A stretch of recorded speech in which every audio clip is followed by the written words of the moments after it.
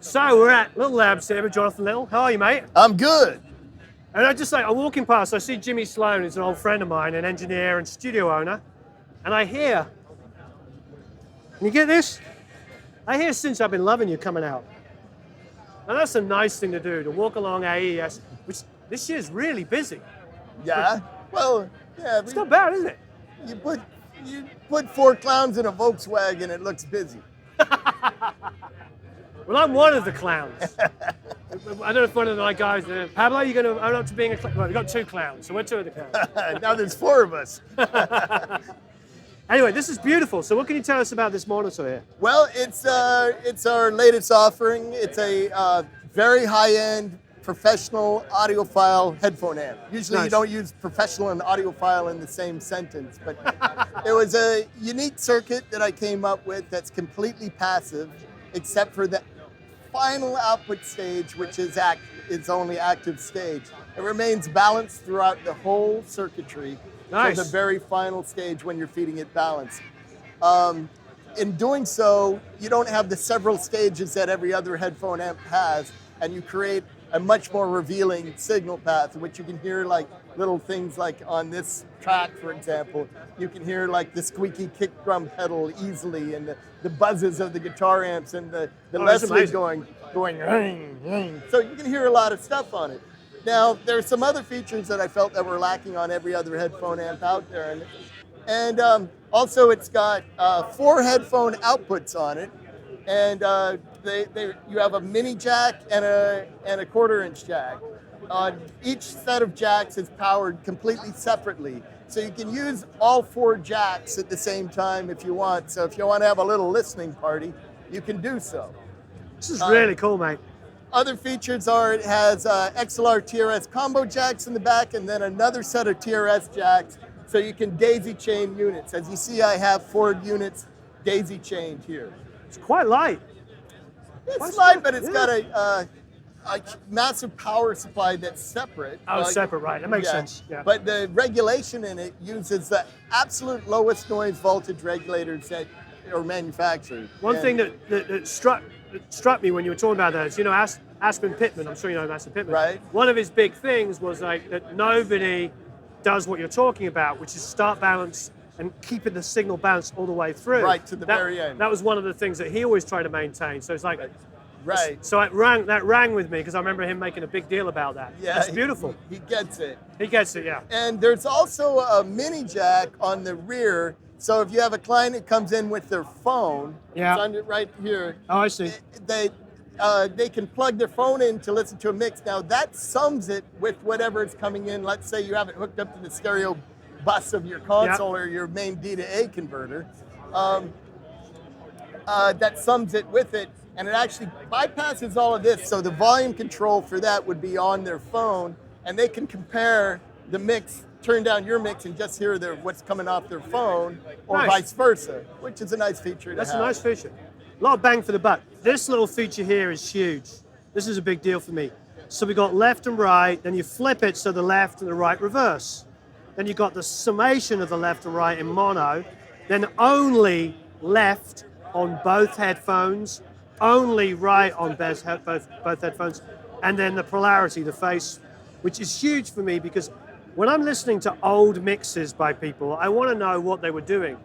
And there's nothing better than flipping the phase, flipping the polarity opposite, and being able to hear the reverb on the vocal and stuff like that. It's a beautiful thing. Yeah, usually if they have the vocal pan dead center, Yeah. it completely eliminates the vocal. So you hear the play, Yeah. you hear, like an Yeah. old Bowie records, I can go, wow, there's a room. Yeah. There's that studio. I love that stuff. That's why I call it the source analyzing headphone amp, because you can really do things that you can't do on Right. other headphone amps for really Beautiful. checking out the source. How much are these retailing at? The map price on it, like at Sweetwater, is $540. 540, right. Beautiful. Well, thanks very much, man. I appreciate it. You're welcome. A nice choice, some Zeppelin. Just going to go back to Zeppelin. It's Warren Huart here with Ian McGregor. How are you? Good. Of Standard Audio. Nice to see you. Yes. And look who it is. Rob Snap. Rob Snaff, everybody. Yes. And honestly, this is like the most happening booth. There is about 40 people all standing around here. We're a good company with Overstayer and UnderTone. I mean, it's hard to beat those guys. It's pretty awesome. This is the busiest part of AES so far, which is awesome. So, Rob was just raving about the stretch. So what can you tell us about the stretch? Well, the stretch was kind of inspired by the old Dolby noise reduction trick. So people would buy the Dolby noise reduction units and then modify them to add all this top-end sheen, amazing on like lead vocal, background vocals, strings, drums, anything like. And so they would have a pair of those on their console on a bus, and they would send stuff to that. I know it well, yeah. And it was cool, but it was very unflexible. You know, it had one sound and that was it. And you had to buy that. You had to buy the card and you had to modify it. And when I first started developing this, I had the idea of like, what if we did a cool 500 series version of that, but then added a bunch of modern features. So I bought a whole bunch of those on eBay, and then I found out that half of them don't work. Yeah. And so having something that's modern and new and kind of developed to be used the way that people use gear now. So tell us what it does with these controls. So we have, engage. Yeah. There's an input gain and an output gain, and it's sort of like an 1176 in that, the threshold is fixed inside the threshold, unit. And then a mix knob. And, 100% wet, 100% dry.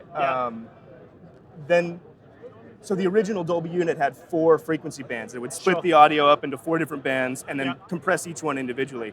We're basically doing the same thing. So there's 4 different filters, and so this switch allows you to cycle through all the various modes, and there end up being 9 different modes. Right. Maybe it's 7, I can't remember. 1, 2, 3, 4, 5, 6, 7. Yeah, 7. 7, yeah. And they all sound, so like, for example, with no LEDs on, you're listening to the flattest signal. So it has a low frequency band, it has a mid frequency band, and it has a high frequency band. Okay. And each band has its own separate compressor with its own attack and release times for that band. Yeah. And then they all get combined together at the end, and then that's what you have here on the output if you're 100% wet. Nice. And then, depending on what kind of sound you're going for, you can kind of hit some of these different modes, and they're quite drastically different. Okay, and great. so, oftentimes when people are using it, they're pretty far over here, just using a little taste. And I've seen guys use it on their mix bus. Right. And just add a little bit of a little bit of top end, a little bit of excitement. It's one of those things that like when you take it out, it's a bummer. It's such a That's awesome. But yeah, it's great. How much are they? They are, I believe, $695. Not bad. I believe that street price. I think so. Yeah. And we're carried by Vintage King in the U.S. You mean by that guy over there? Yep. Yeah. Exactly. By that guy over there, Mr. Yep. Come on, just saying, carried by Vintage King, and I was like, yes, by this guy over here. It's Ryan from Vintage King. So, all right, so that's wonderful. Now tell us about this. I know this well. This has been around for a long time. We're almost close to 10 years, having since released that. And the whole concept was my partner Tom Flower's idea. Yeah. And I was a sophomore in college getting my degree in electrical engineering and working, emptying the trash at the studio that Tom worked at. And he said, hey, would it be possible, like I want to try this level lock thing? And then we kind of put our heads together and came up with the idea of putting it in a 500 series module. Sure. And so it is inspired, at least at the beginning, by the original Shure level lock PA compressor. Which I know well. Yes, they're amazing. Yeah. They're designed so, if a kid went on the PA at a school and yelled into the microphone, it wouldn't blow all the speakers in the entire school. And during the development... And I like the fact you kept it silver as well, brush. Exactly, yeah. We're trying to kind of go for a similar sort of look, kind of this 70s sort of vibe with the artwork. So that's level mode. And then by accident, when I was developing the first, you had a little breadboard and you have all the parts plugged into it, developing the first version. Yep. I totally screwed up and accidentally plugged something in wrong, and it was this crazy intense distortion. And I'm like trying to do it, and Tom's like, stop. He's like, what is that? And so we developed that, and that is now crunch mode. So when the switch is in this mode, it's a little more of a harmonic distortion processor. Fantastic. Yeah, these are amazing. And be careful though, you'll like it too much and you'll put it on everything. Yeah, yep. That's fantastic. It's sort of the magical drum room compressor. When I track drums, usually I have like a stereo pair of room mics, and then I'll molt them into a pair of levelers and record that as a separate stereo stem, and then you can do cool things like only have it on in the chorus of a song. That's nice. So it adds kind of like size and length. And what do these go for? I think they're $475. Oh, that's reasonable. That's good. Yeah, I mean, if they're there for tracking 99% of the time, why not? Yeah, It's fantastic. I mean, it's always, if there's an extra one in the room, I'll just put a 57 in front of something and put that in there, and sometimes it's just magic. Nice. Like, And you building these in America? Yes. Yeah, Right. actually, my little brother does all of our assembly. He has a assembly Nice. house in Northern business. California. Like it. Yep. Well, thank you. Thanks ever Okay. so much. Awesome. Thanks. Appreciate it. Yes. Okay, so those of you who've been watching pretty much every video that I've done, every time we go to a studio, people talk about this. Now, Overstayer, I think, has been Bob Horn, loves your stuff. Rob Schnaff, who standing over there, was probably, I think, the first person to freak out about how good it was. And of course, VK, I think in our VK 500 series video, I don't remember if it was before or after, but anyway, we were just talking about it for like 20 minutes. So, it's the first time I met you, Jeff. Good to meet you. Great to meet you. Now, all the guys all say, oh, he's a really talented engineer, really knows his shit. So when he builds something from an engineer perspective. Is that correct? I don't know about the talented part, but I am an engineer and a Right. producer and a musician. And that's how I started, and that's how I got into all this, is building stuff for myself. I had no background in electronics, Great. and I'm just a tweaker and obsessed. And I'm a synth guy. I've been using computers and synths since the 80s. Right. So I've been using all the computer stuff since before 1.0, which is Right. funny because I build only analog gear. Right. But that just led me. I actually wanted to have hi-fi paths for my synths, and I couldn't afford to have 20 APIs. Right. And that's what led me down this. And I actually worked with Peter Reardon from Shadow Hills. He and I Nice. made music together, Right? both obsessed on the same things, and started down this path, neither of which to sell gear at that point. Right. And then Peter quickly developed into what his thing developed into. And I helped a little bit because he lost his studio right away, because that's where all the soldering was. Yeah.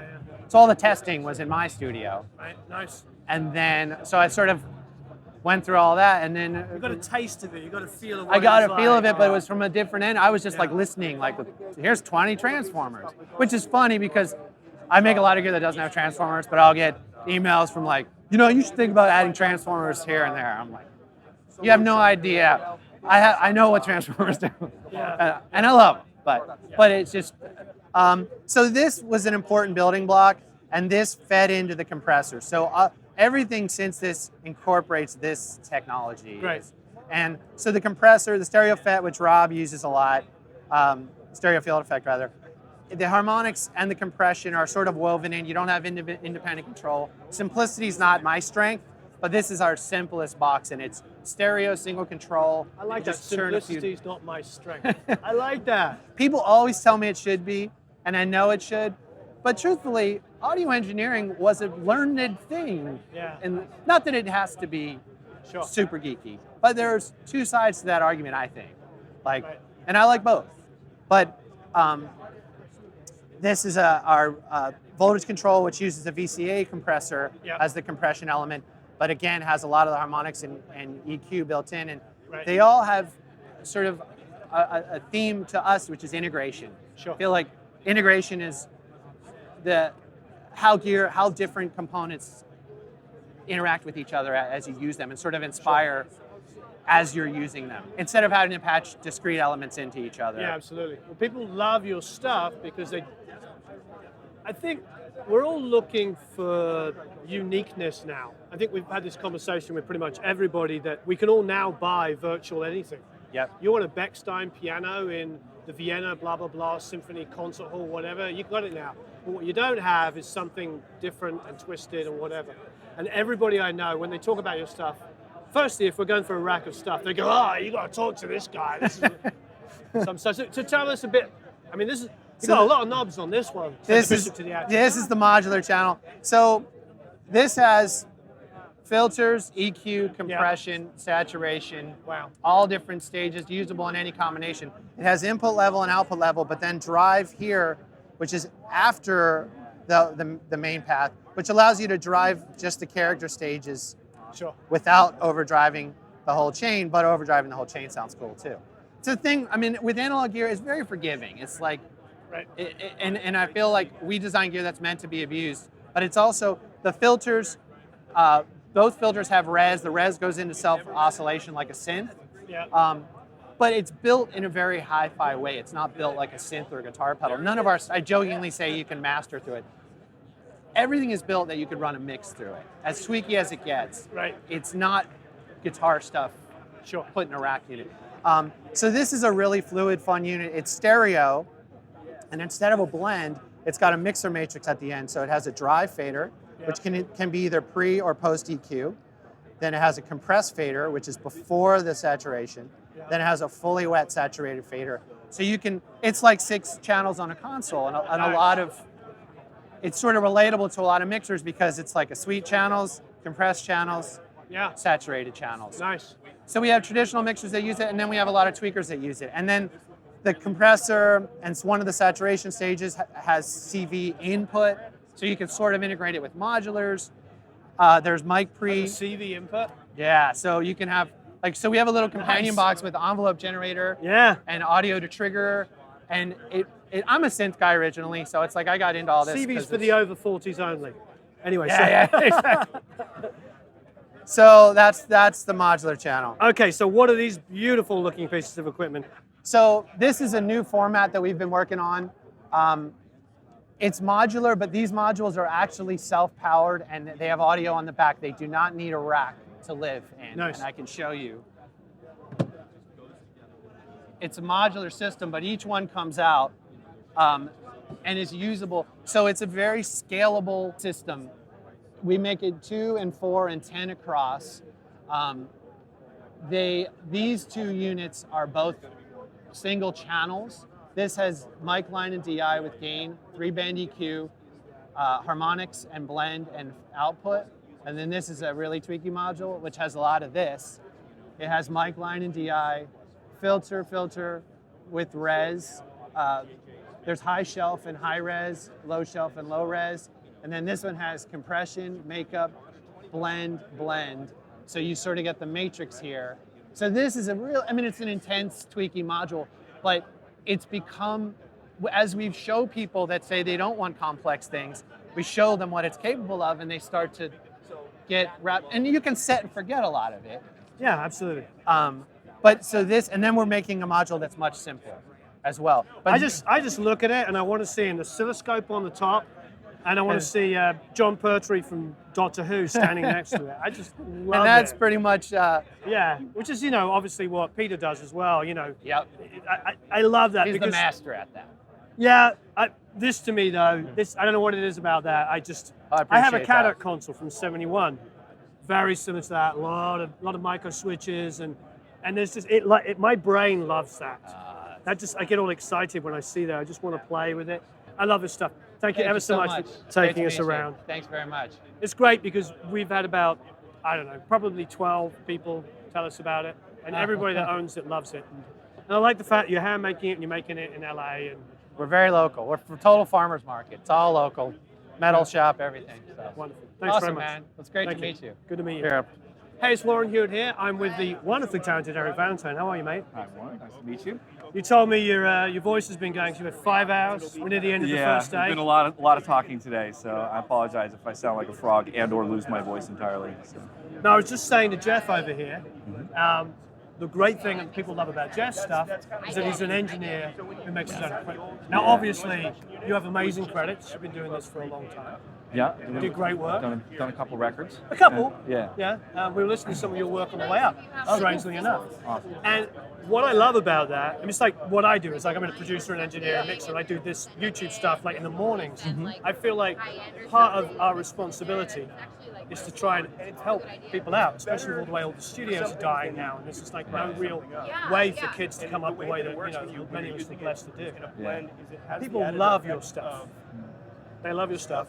I'm good friends with Ryan, obviously, and Mike and everything like that, VK, and everything you make and they sell, they absolutely love. So, given your pedigree, given what you've done, you're sitting there, you've been in the studio, every studio in the world, you've played with every mic pre, compressor, microphone, you name it. I'm assuming that you brought all of that acquired knowledge into what you've been doing. Yeah, for sure. I mean, that's Give me a second, please.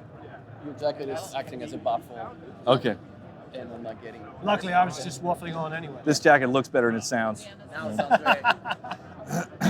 Reminds me of a lot of bands I've worked with. Yeah, yeah. So that is been a huge part of the motivation and really inspiration for getting into this is that almost every single one of these pieces that's been done really derives from, man, if I only had this, Sure. if I only had something that did that, Right. and it comes from having been lucky enough to put my hands on a lot of different pieces of equipment over the years. I've tried dozens of different consoles and compressors and mic pre's and EQs and tons of stuff, and sort of gravitated towards the ones that felt more musical and were more intuitive for me, and ultimately was able to refine from there. Like, this really feels right, but man, it should do this, and then it would really be perfect. And my goal with the console originally, it all started with just building my own console. Right. I felt like, I want to have an equalizer that's musical like a vintage EQ, but is flexible enough so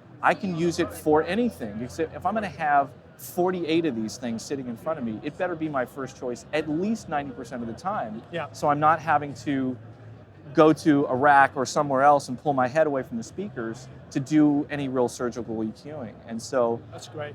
so the equalizer was really like a big part of the initial motivation. And so we designed an EQ that's all Class A, discrete circuitry, incredibly musical, vintage sound, but it's the most powerful hardware EQ ever built. I'm throwing it down right now. Bam. Great. That's Hey, what I'm saying. And the gauntlet has been thrown. That's right. And I can say that with absolute confidence. This thing does stuff that no other hardware EQs have ever done. So tell us about it. Sure, yeah. So it's a 4-band parametric EQ. Yeah. Every single band is individually bypassable. Yeah. There's high pass, low pass filters, also individually bypassable. And so we'll start here. Yeah. High pass, low passer. It does what you'd expect it to. There's a frequency that you select. It filters everything off beyond that frequency selection. Ours have an active Q in them. So you can set the Q very, very low, and then it eases into that roll off. Nice. Or you can set it higher, and then it'll go straighter and then just fall off directly at 12 dB per octave. Right. You can go beyond that point and actually create a resonance at the frequency. So it'll come down, go up, and do as much of a 10 dB boost, and then fall off. And so it's a really, really cool sound. I like that. That was almost reminds me of what Dave Jordan would do on an SSL, where he would go and pass up to the point and then boost the same frequency that he was passing. Yeah, with a parametric band. Parametric. Yeah, that was a cool trick. Yeah. And so both of these have a really cool quality for that. Yeah. You can, even though it's a filter that's filtering off high frequencies, you can actually use the built boost high end because of this active Q control. It'll boost as much as 10 dB, just like the high pass filter.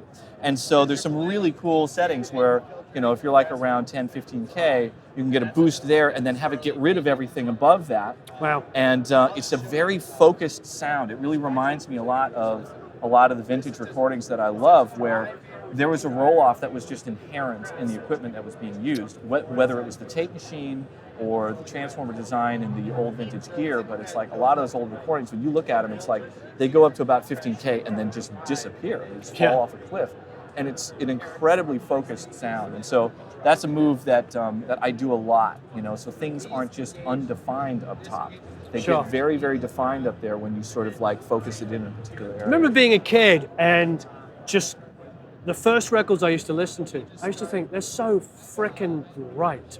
My first thing I did as a kid was I would always go up to the treble on my hi-fi and just back it down like 2 or 3. Right, yeah. And it's because, engineers were in their 40s and they were,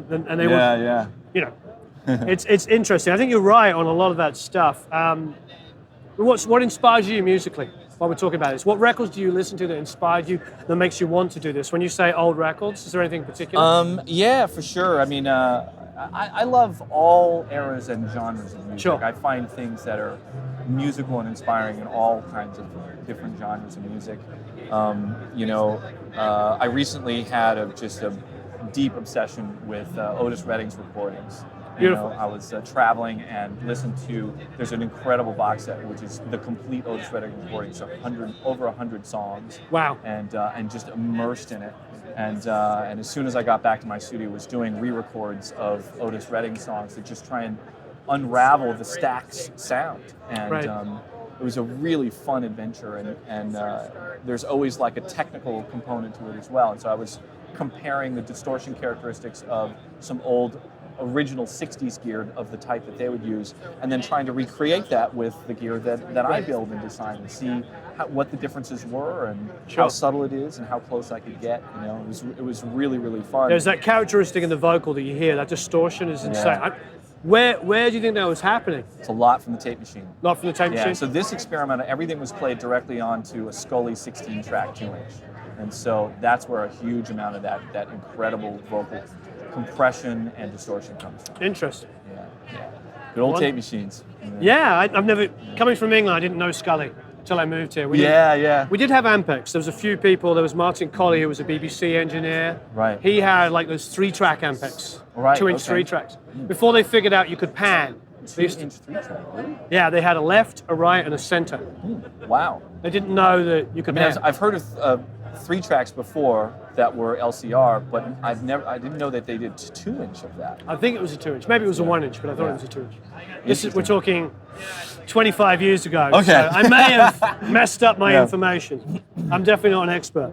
So we got those. What about, so everything else is semi-parametric? Okay, or yes. fully parametric? Yeah, everything else is actually fully parametric. Fully parametric, great. And so the things that are unique about this is that instead of having a switch where you switch between shelf or peak, we have what we call the shape control, where you can blend between a peak or shelf shape. Oh, nice. Yeah, so when you're all the way counterclockwise, it's a peak shape, and you can adjust the Q control to make it, more wide or narrow or whatever you want. Great. And as you start to turn this clockwise, it starts to blend in the shelf. So in this case, this is a low frequency EQ, so everything below the frequency that you selected starts to come up.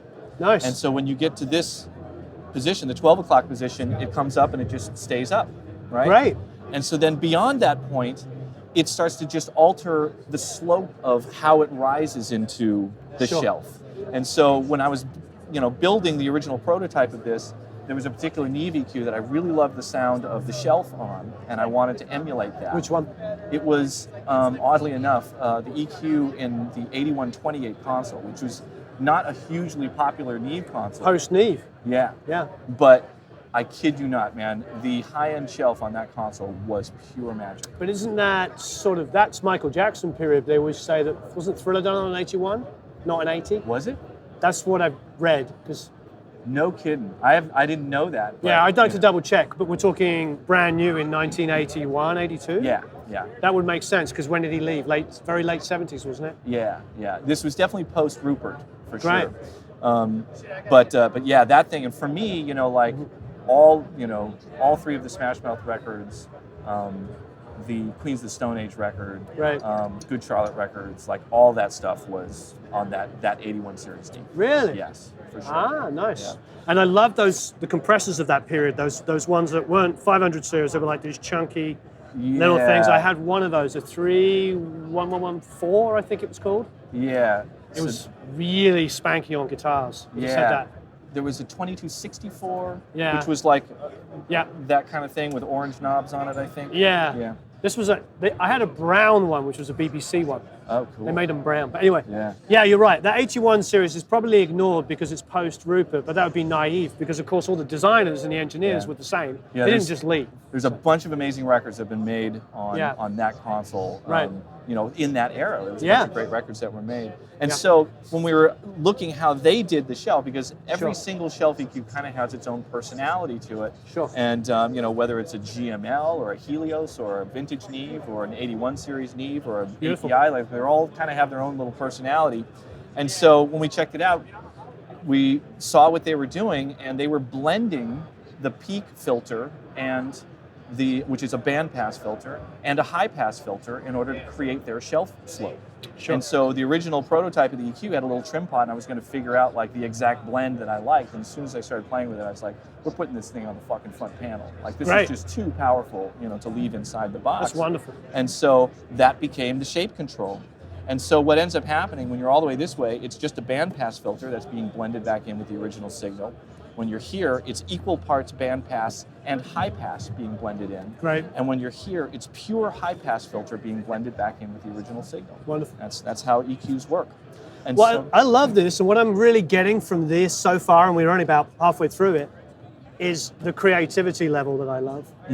Is that you're putting something in, you're recording something that's going to have personality and stuff like that. Yeah. For the longest time, especially you and I growing up, a lot of it was about capturing it really beautifully and perfectly and lovely. yeah. And now we have this great world of plugins and stuff like this. Yeah. So having this tactile kind of way, I think is like a new added creativity thing. Yeah. So I love the fact you've seen this. Yeah, and so when you're in shelf mode, Yep. the Q control stays active. And so you can turn Oh, on wow. the Q on a shelf shape, and it does some really interesting stuff. So it will accentuate an undershoot before the frequency selection. So it'll go down first, then come up. Then it'll Nice. overshoot, and then it'll flatten out. And so it creates these little resonances in Sure. the shelf shape, and you have control over how much of that's happening. That's amazing. And- So there's 4 bands of this? Yeah, and so the low frequency and low mid frequency will be low shelves when you actually go over to the shelf shape. So And you then got- high mid frequency and high frequency will be high shelves when you actually adjust for a shelf shape. Oh, that's nice. So it's like I have a Cadillac, and this is similar. There's lots of crossover points. I love crossover points. Yeah. Yeah, you know how it is. A lot of coverage with the frequency. Yeah, selection. that's good. I hate it when I'm sitting there and there's a gap and I want to cover it. Yeah. And again, it's back to that boost and cut that you can get into the same place and manipulate it even more. Yeah. That's And beautiful. So instead of having a gain adjust that's Yeah. sort of detented in the middle, Right. and then you have 150 degrees of rotation to cut and 150 degrees of rotation for boost, Yeah. we have a switch where you switch between boost, and then you have the entire 300 degrees of rotation for Wow. 15 dB of boost. It gives you a much more resolution of control for making very fine adjustments to the gain. That's very smart. Boost or cut. And then, if you go in the cut mode, it's the same thing. 15 dB of cut. That's really smart. With the whole rotation of the control. And so then beyond that, we have this notch mode where it turns that band into a notch filter. And so you can actually completely cancel out a particular frequency. It'll Oh, do wow. very extreme cuts. It'll cut a frequency probably 40 or 50 dB when you're in this mode. That's crazy. The Q control is active there, so you can do a really wide, cut with that, Yeah. or just razor thin if you want. And then the notch mode has an additional option where you go past the point where it's canceling out the frequency, and that frequency that you selected starts to come back up, and it'll be unity gain. So the frequency response is flat, Yep. but the frequency that you've selected is now phase reversed. And so you can do phase manipulation with the equalizer. So what ends up happening is it causes like a variable phase adjust at particular frequencies. And so Wow. it's really, really great for fixing phasing Yeah. problems. Occasionally I mix stuff for other people, and I'll run into issues where there's either multiple guitar mics that are having phasing issues, or sometimes somebody won't get the placement of the overheads right. And Sure. so when you add in the snare drum and you flip the phase back and forth, it's kind of 2 shades of shitty. Yeah. You never get that thing where it's like, okay, that's definitely out and this is in. Sure. Know? And so you can do a variable phase adjust where right at the sort of fundamental frequency of the snare drum, which is usually like around 150, 200 hertz, something like that, and phase shift at 90 degrees. And all of a sudden, when you do the flip back and forth, it's like, okay, that's in and that's out. And Great. it just saves you from having to over EQ things and stuff like that. Great. And you can keep your overhead sounding more natural. Yeah, everything just sounds Yeah. more natural Yeah. if that's what you're going for. Yeah. Um, Great. That's pretty amazing. Now, obviously, that is on every single one of these, that amount of control. yeah, every single band does that. What do we have going on over here to the Yeah, far so left? this is actually more like a channel strip. So this is the mic pre portion of, Yep. the channel strip. So there's 60 dB of gain here and 5 dB steps, just like you'd find on a vintage Neve or something like that. Yep. There's a switch here that makes it so they can run independently, or you can take the mic pre and just dump it into the equalizer if you want. So you can go line in and out and use the EQ independently of the. Yeah, the, exactly. Nice. That's a good feature. Simple but And good. and so then there's a trim control And Right. so you can fine tune the level with the trim control here. It's -10 or +10 Sure. with this guy. And so How does it saturate if you crank it? that was one of the reasons for having it. So you Sure. can put this at -10 Yeah. because this is actually at the front of the EQ circuit. And so you can pad it down there and then push the mic pre harder and get some really nice Class A, saturation Great. out of the mic pre. For me, I was always taught in England that you went to the Neve, you clicked it so it started to overdrive, then you clicked it about 1. Yeah. Because you still had the saturation there, but it wasn't that audible, but it was just giving you some extra. Yep. Yeah. It's always on the verge. Yeah.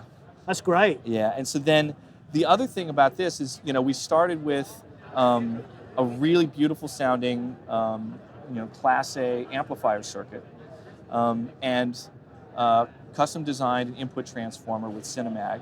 And then we used one of the really great line output transformers. Both the input and output transformers are bypassable. And Nice. so just like everything that UnderTone does, the design motivation is always we want vintage musicality, but modern flexibility. Sure.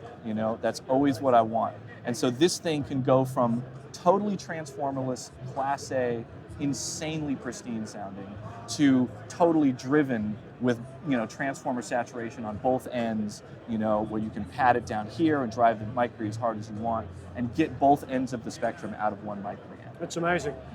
I'm assuming that there's a mic input on the back so you can run it in your patch bay. Yes.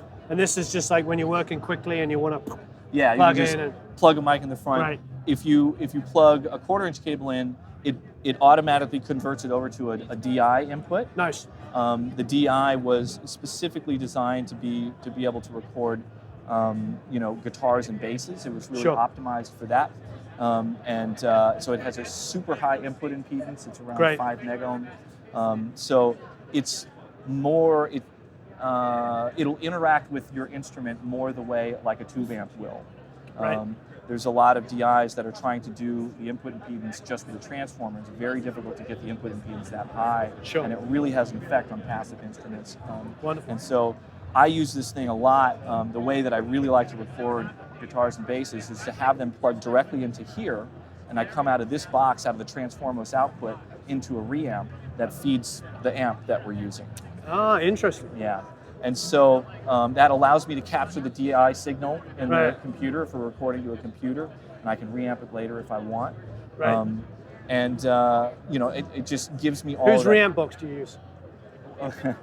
I'll give you one guess who made it. You made it yourself? Okay. Do you sell it? Not yet, no. Okay. Yeah. Good. So that's No, it's good. That's been the trend in my life, No, I understand. No, this is good because a couple of people now are telling me they're doing this. Doing the same thing, driving their amp through their mic. Yep. There's some really cool options to that because EQing the guitar signal before it hits the amp Yeah. to be able to push just the right mid-range Yeah. and stuff is so powerful. Yeah, I agree. I really love that. And so, and then being able to capture the DI has some really cool workflow benefits. Well, you got to let me know when you do the reamp. Of course, for sure. Yeah, the key to the reamp that we do is just all simplicity. It's just choosing the right transformer, and so the whole thing is basically a transformer, a pot, and one resistor. That's the entire thing, and Nice. that's what makes it good. Some of them I think are just weighed down with too much stuff because I don't want to hear the reamp. No. It's got to be invisible. No, it makes perfect sense. Yeah. Okay, at the bottom here, these are the 4 mic pre version of this. Yes, and so it's the same amplifier that's used in these mic pre's. Yep. There's a little bit of extra functionality in this, mostly just because we had enough real estate on the faceplate to add it.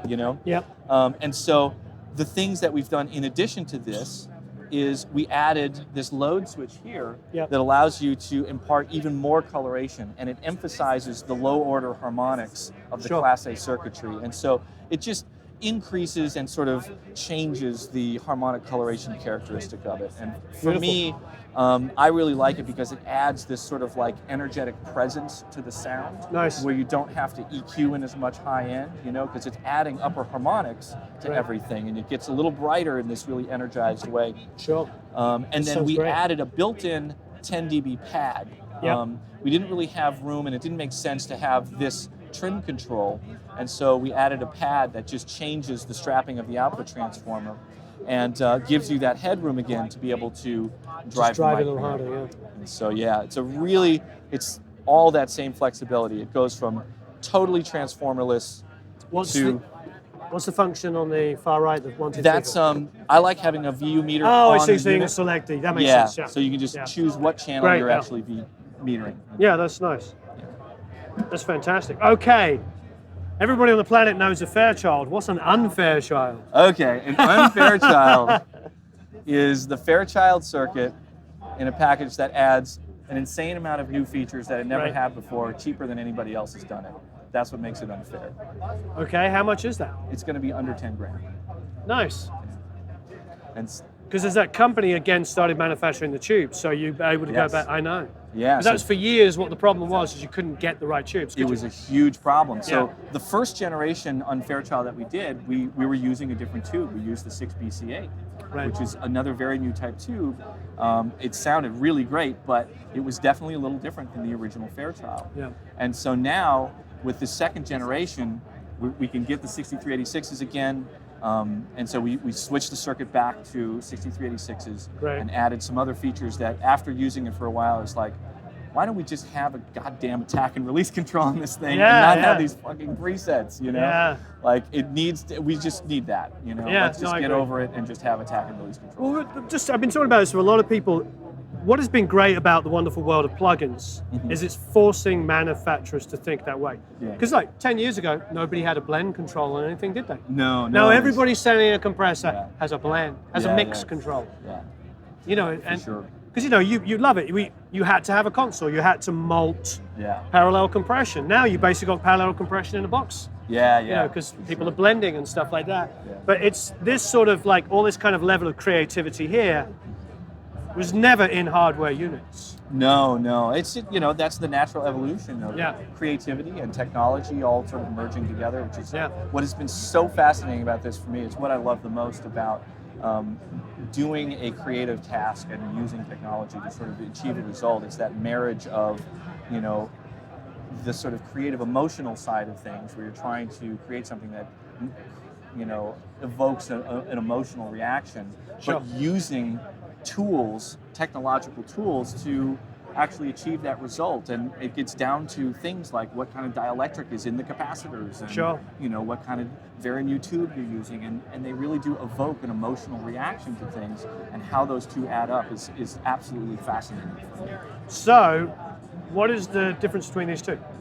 So Apart this from is has got VU meters on it. well, this is just sort of an added supplemental controls, and I really Oh, so supplemental controls for this. yeah. So, And now so I understand. I really Sorry. wanted to leave the original aesthetic That's a great idea. of the Fairchild intact. Is it you an know. additional purchase or comes with it? It comes with it. Okay, great. Yeah. So that's great. So how fast a release time are you getting on this?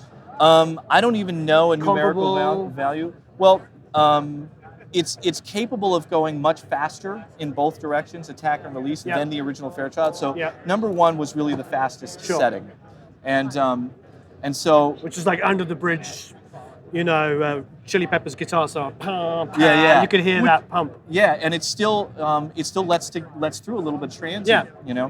And so what ends up happening, we have the 6 original presets. Once you go past that, you get into the variable mode. That sends you down here, Great. where you can use the attack and release controls. And so when you set it to variable 1 and set the attack to the fastest position here, it's twice as fast as the number 1 position of the original Fairchild. Nice. And so then you can slow it down with a variable control here. It's detented, so it can be recalled, but there's enough resolution where you can really finely adjust Great. the attack control. And the way the timing circuitry works on a Fairchild, it's a combination of an overall governing capacitor that determines both attack and release.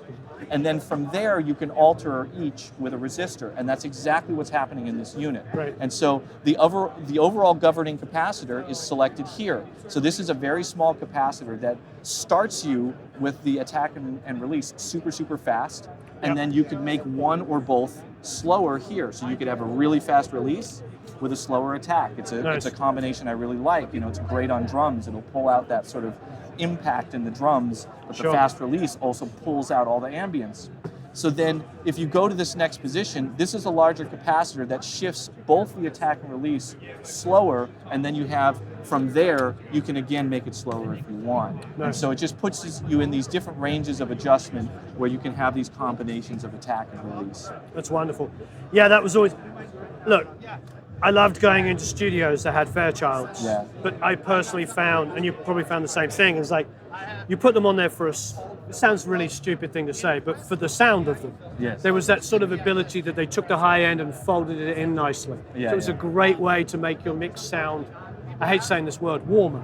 Right, right. It just was great. Take the edge off an Yep. electric guitar that just had a little.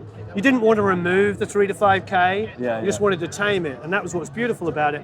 But it always frustrated me that if I had something aggressive, I couldn't use this Yeah, yeah. because it was just like it would just grab it and Yeah. These early, settings, because once you got into the slower attack times, the release was so long that it was unusable. It was unusable. Yeah. And so, now you really can just set it, however you want. So now you get the best of both worlds. You can use it like a real compressor, but you can also get the sound Yeah. that we love. Yeah. Because we love what these do to the high end. It's just beautiful. It is beautiful. The harmonic character of this circuit and original Fairchilds is so good. Yeah. I mean, it's one of those boxes where as soon as it goes through, you're just like, I'm fucking great at this. Yeah, It's just like, I'm really good. Yeah. It's like, You remember Brian Karlstrom? He died a couple of years ago. Brian did. It was all Dave Jordan's engineering. oh, cool, yeah. He had a great line. He was at A&M back in the olden days, coming up, and he said, "I turned into a really good engineer once I got on good equipment." Yeah. Yeah. They can make your life very easy. It's Yeah. really, really beautiful. That's beautiful. Yeah. And so there's even more stuff to it. There's this DC threshold, which was originally a calibration setting inside the unit. Oh, yeah. And so we brought it out to the front. And so combinations of this control and the actual original threshold Yeah. will give you different ratios. And so you Oh. can change the character a little bit of the ratio. We also, with the side, we have a sidechain insert, so you can EQ the sidechain and do the thing everybody loves. You pull out a little low end so it doesn't Sure. clamp too hard. Another on modern feature that Yeah, we all yeah. love now, letting the bottom end breathe. Yeah. And when you have access to the sidechain insert, that also allows you to be able to make this a feed-forward compressor instead Right. of feedback. So there's a way you can patch it where the input signal gets fed directly into the control voltage input, Nice. and it's a feed-forward compressor. It's a really cool sound. And so, I'd love to hear that. feedback compression has that smoothness that we all really love about a Fairchild, but when you do it feed-forward, it's like the coolest tube version of a DBX 160 you've ever heard in your life. It's this super aggressive, like hard, grabby thing. It's Nice. really awesome. I love 160s. Yeah. Yeah, if I had 3 compressors, 1176, 160, and a Fairchild, I think I'd cover most. Yeah, that's we're like-minded. Yeah. I have a Blackface 1176 that's like my main vocal compressor. I've been using Amazing. it for 2 decades. Love 160s. Love this thing. I would add a distressor to that. Yeah, isn't the distressor, if you actually had a gun to your head, you only could actually have one compressor? It'd probably It would be the distressor. Yeah, that thing is the Swiss Army knife of compressor. It's pretty amazing. I also at first was quite afraid of them yeah. because I was like, oh, I just screwed that up. Because you have so much fun with it, especially that nuke function when you first heard it. Yeah. It's like Suddenly let's you're nuke like- everything. Oh yeah, exactly. Everything comes up. You're like, what did I do with my?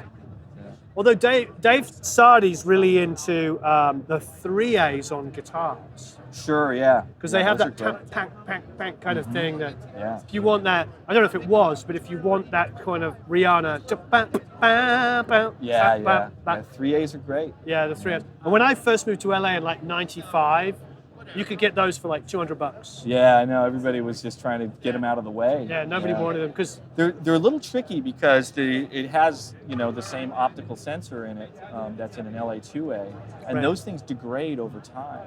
Oh, they do? Yeah, they do. And Yeah. so at a certain point, it doesn't sound like the original design, and it's a really interesting circuit. It has a photo sensor in there and this luminescent plate that actually flashes light in order to cause the change in resistance, Crazy. which triggers the voltage control. That I do remember that was the studio joke with the LA2A. My light bulb's blown. People would say that when the sensor was out. Yeah. Crazy. But unfortunately, that the tolerance of that stuff drifts over time, and so they get slower and slower and slower over time. Oh, interesting. Yeah. Is there a sweet spot where people go, I love it now? I think there probably was. Probably was, yeah. yeah. You got to get the right vintage of them. Yeah. Great. Well, thank you ever so much. Yeah, man, my pleasure. I really appreciate it. Cool. That was a lot of fun. It's great to talk to people that use the gear, know the gear, and the fact that you've made all these great records and you've been in all these rooms, you brought it here. I mean, this is insane. Yeah. What this can do. So now I'm gonna have to get one from you. I'm gonna try it. Yeah, for sure. We'll bring it by. Okay, lovely. Yeah. Thank you ever so much once again. Thanks for having me. Have a marvelous time watching. Here we are, AES 2016, Los Angeles Convention Center. And I'm nearing the end of my long day here. And of course, I've bumped into friend John. How are you, mate? Good to see you again, Warren. It's awesome. Now this is your deal. Well, not really. There are a lot of people who work on this, and I'm just one of the guys in the monkey suits. That's it. Well, I like that because humility is a good sign.